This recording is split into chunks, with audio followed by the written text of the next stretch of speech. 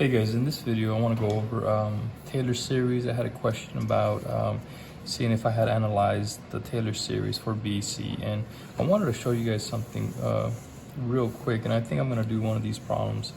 And here's, I took the last 4 years. 2020 was kind of a funky year, so I didn't include that one, but in 2018, this is the question for BC, and I want you guys to see something. They give you a power series, right? It says write the first 4 non-zero terms, and they ask for what? Determine the interval of convergence, right?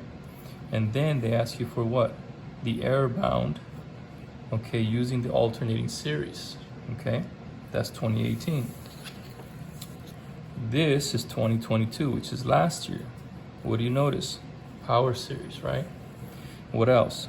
It says use the ratio test, find the interval of convergence, okay? What is this? The error bound again. And look at what they asked. Write the first 4 non-zero terms, okay?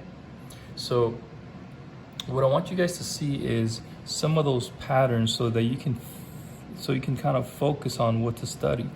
Right here, then they ask you for f prime of 1/6, okay? And this is 2018 and 2022. Let's look at 2019 and 2021. All right, in 2019, okay, they gave us a function f, and it's has the derivatives, and they gave us a table. Write the third degree Taylor, okay? Look at letter B. Write the first 3 non-zero terms, okay? They give you the integral. They ask you to approximate h of 1. That's not too difficult. But then again, look at letter D. Look at what they ask, okay? It's known that the individual terms of the series alternate in sign and decrease in absolute value to 0. Does that sound familiar? Use the alternating series error bound to show the approximation found in part C. You see, that's the same thing that they asked in 2018, okay? Same thing in 2019, same thing in 2022. And look at this one, 2021, all right? This, they gave me a series, right? And look at part D. Use the alternating series error bound to determine the upper bound and the error of approximation. So you can kind of see already what to focus on, okay? You're gonna need the ratio test. You're gonna need to know how to find the interval of convergence, okay? And I think I'll just go over one of these questions, all right?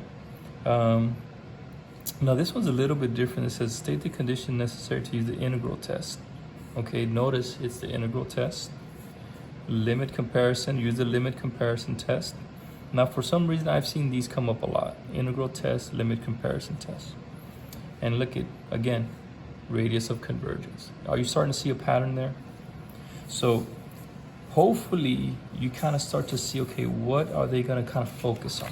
Okay, because if you try to study everything, you might be kind of spinning your wheels. But what I wanted to do is just kind of go over, you probably already did this, but just wanted to show you how, easy this can be, all right?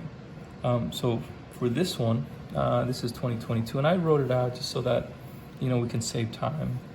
I know you guys are probably looking at other videos and just trying to study as much as possible, so you don't have enough time, but it says use the ratio test, find the interval of convergence of the power series. So ratio test, you're gonna need to do that, okay? You take the n plus 1 term, right? So all the n's become n plus 1, all right? And you multiply by the reciprocal, or you divide by the original, all right? And so the negative ones, they cancel out, right, because of the absolute value. The 2n plus 1, 2n plus 3, they simplify each other out, right, because as n becomes infinity, 2n over 2n, all right? So you're going to be left with x to the power of 2n plus 3 divided by x to the power of 2n plus 1. And that's going to leave you with x cubed over x1, which is x squared. And then this becomes the absolute value of x is less than 1. So it's going to converge between -1 and 1. Okay, and I think you all know what I'm talking about. But remember, don't forget, you're gonna have to check the endpoints, okay? You're gonna have to check the endpoints. So when x is equal to -1, okay, and I start putting my values in here, all right, you notice you get -1 and then 1/3 minus 1/5, okay, and if I plug in -1 into x right here, okay, what do I end up with? I end up with -1 to the 3n plus 1. Well, remember, think alternating series says you have to use that in order to determine, make sure that it converges. So they're gonna use that test, okay? So you have to say the series is an alternating series whose terms are decreasing in absolute value to 0. You have to make sure you say that, okay? And so therefore it converges by the alternating series test. So that's one endpoint. The other one at x equals 1, you do the same thing. You're gonna get 1, -1/3, okay? And this one is the same thing. And this one, you can see -1 over whatever value is, right? Same thing. The series is alternating, and the terms are decreasing in absolute value to 0, so therefore it converges by the alternating series test. Okay, so then it should be -1 less than or equal to x. This is your interval of convergence. Okay, we're including -1 and +1. And that's it, guys. That's it. That's not too hard. Next one, it says letter B, show the absolute value of f of 1/2 minus 1/2 is less than 1/10. So this is asking for the error bound. Okay, so what does that mean? We're gonna start off at 1/2. Okay, now remember the thing you have to do with this one, let me just catch.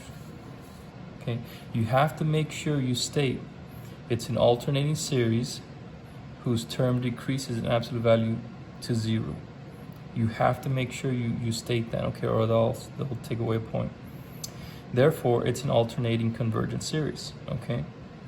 Now remember, we want to just the term that is right after the one that they use. So we start at 1/2. So what they did, if we start at 1/2, all they did is plugged in 1/2 here.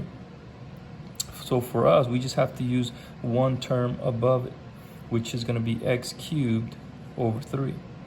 Okay, so that's all I did. So we take the 1/2, which is the next term, and 1/2 to the 3rd power divided by 3.